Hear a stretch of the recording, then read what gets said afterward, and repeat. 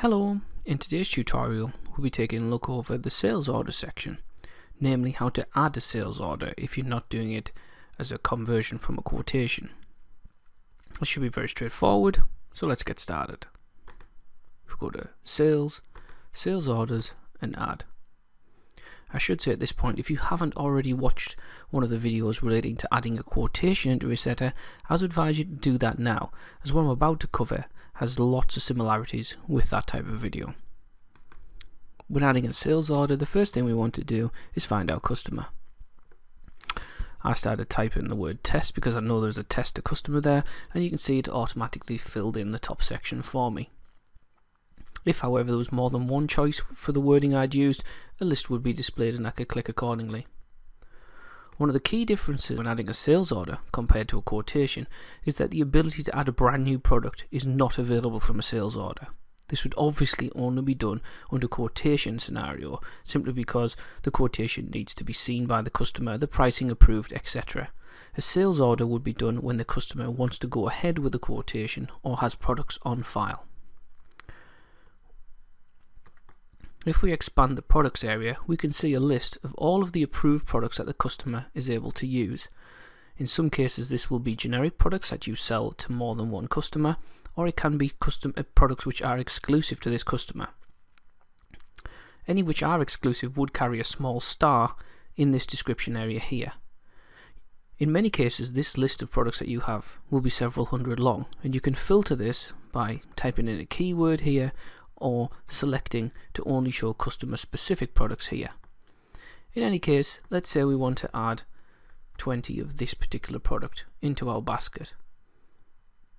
Simple as that. We added the number we wanted and clicked add, and the product was added. There are a few key things to notice about this, however.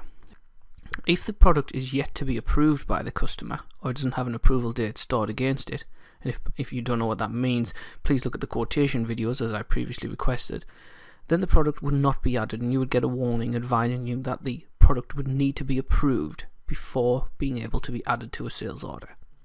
If we choose this one from the second bottom product, I click to add that, I've got no error. This one, although it has been approved, hasn't got any pricing set for it, so effectively it's saying we can't add this because the customer wouldn't be charged any value. So although it's added it in, it's now telling us the zero price, therefore we should need to change that. Let's get rid of that product. If we go and add one originally, as we already had, a few key things to notice of when a product is added.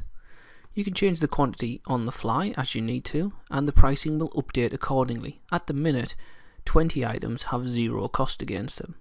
What we can do is click this I button here, and the pricing bands that are available for this product, either as an overall set of price bands or specifically for this customer, if that's what you've set, are shown here.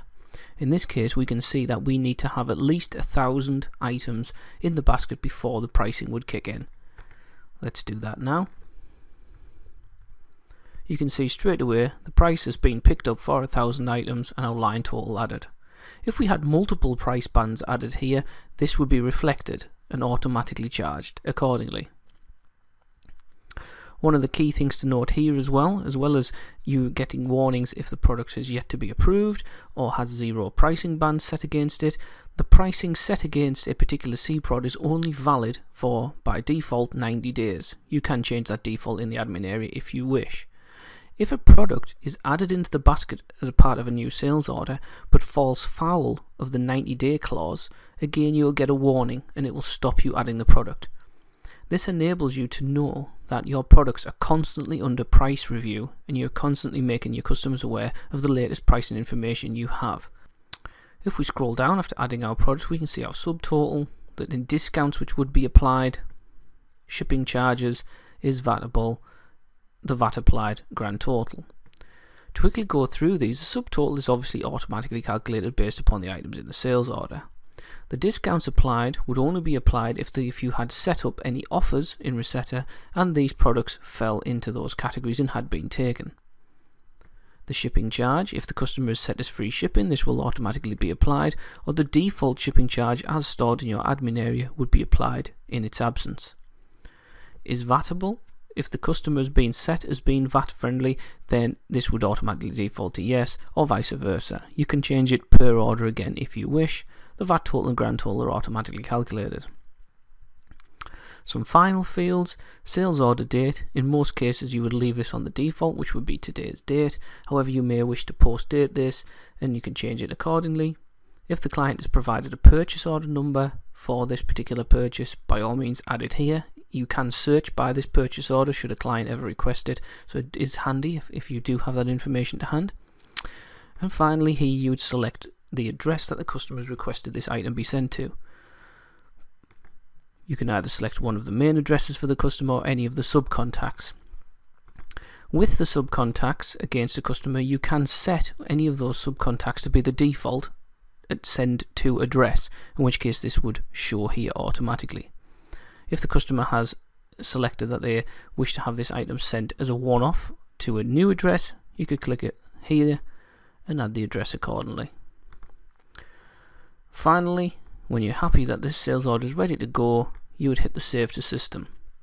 At the same time as this item being saved to the system, a notification would be sent to your customer to advise them that a new sales order had been added. This would be the contents of the sales order, etc., which, if there was any problems with what you'd added, that would raise a query with your customer. That brings to an end this video showing how we added a sales order to the system. I hope you've enjoyed it.